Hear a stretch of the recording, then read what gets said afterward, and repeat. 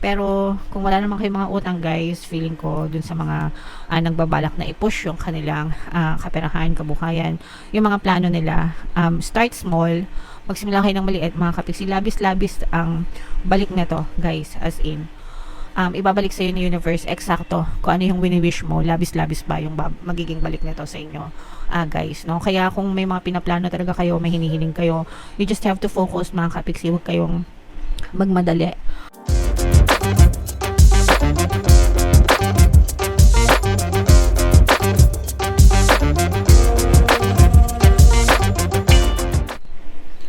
Hello guys, hello mga kapiksi, Money Come to Me. Ang pamagit ng episode natin for tonight is money reading para ngayon January guys, para sa Cancer, Sun, Moon, Rising, Sun, and Venus.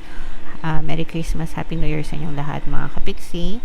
So unahin natin tong deck na to. Ito yung mga money manifesting technique. Alright, so we have prosper. Write yourself a check for a large amount of money. Pin it up so you can see it every day. Imagine with as much conviction as possible how great it will feel when you really do have this much money. So, ito guys, pwedeng totoong cheque kung meron kayong mga checking account, mga kapiksi, o kaya naman kahit drawing lang, kahit yung kuha lang kayo lang bond paper, tas maghanap lang kayo ng image ng mga check, gayahin nyo lang, tapos drawing nyo sa bond paper, sulatan nyo ng pangalan nyo, and then sulat nyo yung amount na gusto nyong ma-receive. O kaya naman, pwedeng magpa-print na lang kayo, no? Blank check, hanap kayo ng sample image ng blank check, ipaprint nyo mga kapiksi, tapos sulatan nyo ng pangalan nyo, and sulatan nyo ng amount na gusto nyong ma-receive sa buhay nyo. And ang importante is araw-araw tinitingnan nyo siya, or araw-araw palagi nyo siyang nakikita mga kapiksi. And hindi nyo kailangang itanong kung paano mo makukuha yung pera na yon. It's not your job. Ang trabaho mo is i-declare kay universe na, universe, ito yung gusto ko. Okay? So, yung sample story na i-share ko is, ito naman yung palagi ko sinishare kay story ni Jim Carrey. Si Jim Carrey ay isang Hollywood actor. Sa mga hindi nakakakilala, i-search nyo na lang. Pero, meron siyang movie ngayon, no? Kasama niya si Keanu Reeves, yung Sonic Hedge. So, si Jim Carrey, ginawa niya to before. So, sinulat niya yung pangalan niya, and then, sinulat niya yung amount na gusto niyang makuha. And, nasa kanya lang yung check na yun everyday. It's either nasa, I don't know exactly kung nasa wallet niya, nasa bulsa niya, pero palagi nasa kanya yung check na yun everyday. And then, nung nakuha siya sa kanyang big project sa Hollywood, kung ano yung amount na sinulat niya dun sa cheque, yun yung amount na binayad sa kanya as talent fee niya. Okay?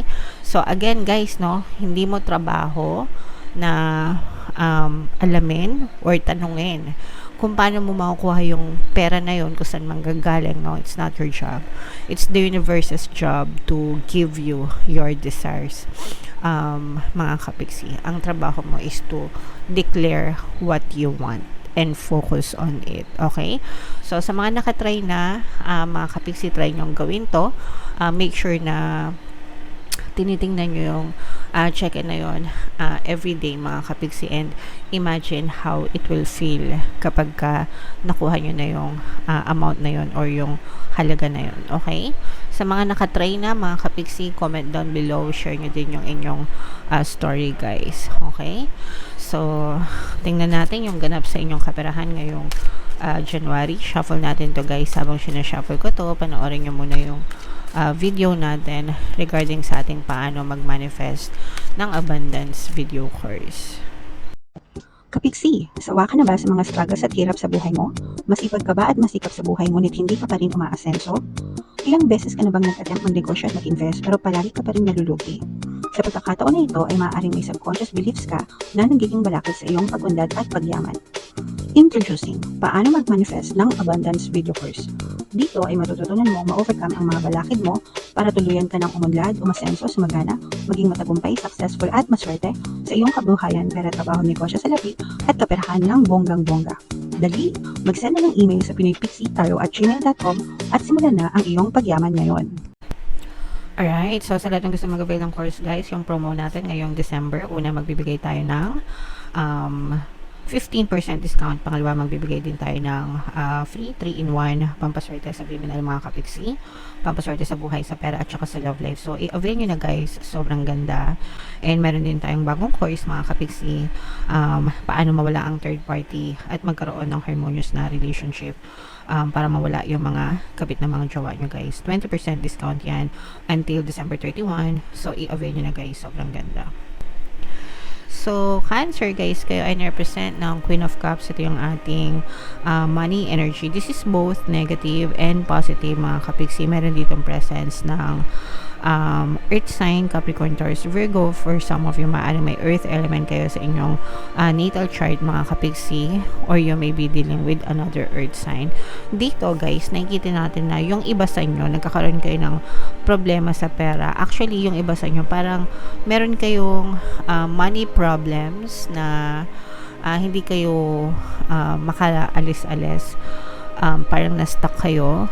Mostly, ito yung mga utang, mga kapiksi, no? Kapag kayo ay baon sa utang, tapos puro interest lang yung binabayaran ng iba sa inyo, kaya parang feeling nyo nakatali kayo, no? Hindi kayo kumbaga parang hindi tapos yung pagbabayad nyo ng utang kasi puro interest lang yung nababayaran nyo. So medyo mahirap yon mga ganun, mga klase mga kapiksi, lalo na dun sa mga lending companies na malaking magpautang. Malaki yung mga tubo, yung mga loan apps, ganyan.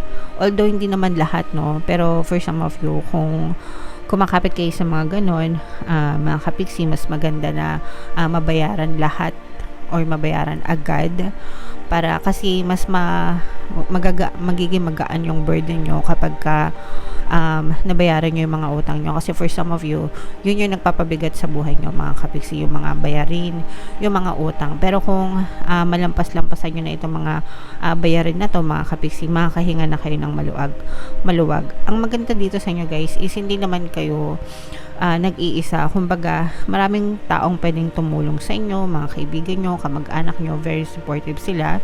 Kapag hiningan nyo ng tulong, hindi naman sila nagdadamot sa inyo, mga kapiksi. So, kung pwede kayong humiram sa kanila para mabayaran yung utang nang walang interest, no? Kasi sometimes, di ba, kapag kamag-anak, kaibigan, kakilala, pwede kayong umutang na wala ng interest, no? Para lang mabayaran nyo yung mga loan na may mga interest. Kasi iba kasi pagka may interest, di ba, lalong nagiging mabigat yung buhay. So, kung makakahingi kayo ng tulong sa mga kaibigan nyo, mga kakilala nyo, na kung pwede kayong pahiramin para mabayaran yung mga utang nyo, para makaluwag-luwag kayo mga kapiksi, I'm sure maintindihan nila yan, and hindi naman nila kayo pagdadamutan, kasi meron talagang mga tao sa paligid nyo na handang tumulong sa mga financial struggles nyo mga kapiksi. Kapag ito'y nalampasan nyo na, guys, maaari nang gumaan-gaan, no? Yun lang yung nakikita natin na balakid sa inyo mga kapiksi, yung mga utang, yung mga loan. Pero kapag nalampasan nyo na yan, let's say for example, nabayaran nyo na yung mga utang nyo, na zero nyo na-clear out nyo na yung debts nyo mga kapiksi, doon ka na unti-unting makakaipon, doon ka na unti-unting makakahinga ng maluwag, guys, okay? And yung iba naman sa inyo, sa mga wala namang money problems, let's say for example, wala ka namang money problems mga kapiksi, eto, meron ako nararamdaman na parang may opportunity na dumadating sa inyo, pero parang nasa ulo nyo pa lang. Ibig sabihin, nasa plano nyo pa lang mga kapiksi, hindi nyo pa siya ine-execute. Pero kapag ito'y once na in-execute nyo na, mga kapiksi, labis-labis na kaperahan ng idadala nito sa inyo. So let's say for example, baka meron kayong binabalak na negosyo for this year, sisimulan mo ng January, and kapag sinimulan mo ito ng January mga kapiksi, mabilis ang balik nito sa inyo, mabilis yung profit, mabilis yung gain, mga kapiksi. Pero for some reason, parang napaparalyze kasi kayo. I'm sensing na yung iba sa inyo parang nagiging biktima kayo ng analysis paralysis. Ibig sabihin parang may mga kayo, thoughts na kakayanin ko ba, may time ba ako, Maharap ko ba to? May makakatulong ba ako? Yung mga ganun. So, marami ka pang mga agam-agam. Pero, yeah, you just have to start small, mga kapiksi. Hindi naman kailangan na malakihan agad or mabilis agad, mga kapiksi. So, what else, guys? Tingnan pa natin. So, yun yung sinasabi natin ng mga financial troubles or financial tawag dito, constraints, mga kapiksi, no? Kasi yung iba sa inyo talagang nahihirapan sa mga pagbabayad ng utang, mga kapiksi. Okay? So, yun yung unahin yung kayanin yung bayaran, lalo na kung may nakakuha naman kayo ng mga bonus, guys, mga ayuda, 'di ba? Syempre nagdaan yung Pasko. Yung mga anak nyo, 'di ba? Hiramin nyo muna yung pera nila. Although naiintindihan natin para sa mga bata 'yon, 'di ba? Pero ibabalik nyo din naman. Ang importante kasi is mabayaran nyo yung mga utang na may interest, guys, kasi yun yung nagpapahirap dun sa iba sa inyo, mga kapiksi. Pero dito nakikita natin na very meron talaga kayong idea, mga kapiksi, meron kayong plano, no? And very excited kayo dito sa plano na to. Pero yung iba sa inyo, pwedeng yung financial constraints nyo din yung nagiging dahilan kung ba't hindi nyo to ma-push. Kasi let's say for example, gusto mo mga magnegosyo pero wala ka namang pang negosyo, di ba? Paano ka nga naman magnenegosyo kung puro utang kayo, mga ganun.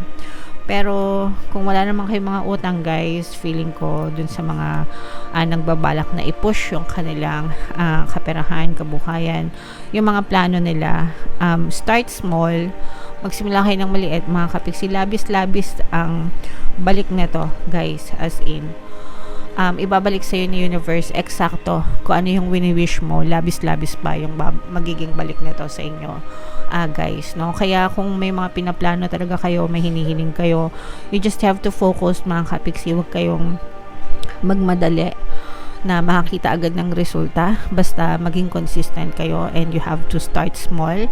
Mapapalago nyo yan as in, and malaking pera yung magiging balik nito sa inyo, Cancer. Okay? So, ito, guys, i-mind nyo na to sa comment section. Mind, magtatagumpay ako. Malaking balik sa akin. Financial gains. Maraming babalik sa akin. Yan yung mga very positive energies na nakikita natin para sa inyo, mga kapiksi. Okay?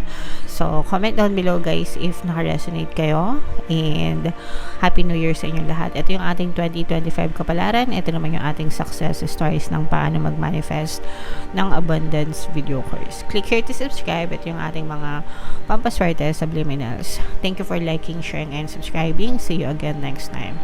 I love you all, mga kapiksi. Have a nice day. Bye-bye.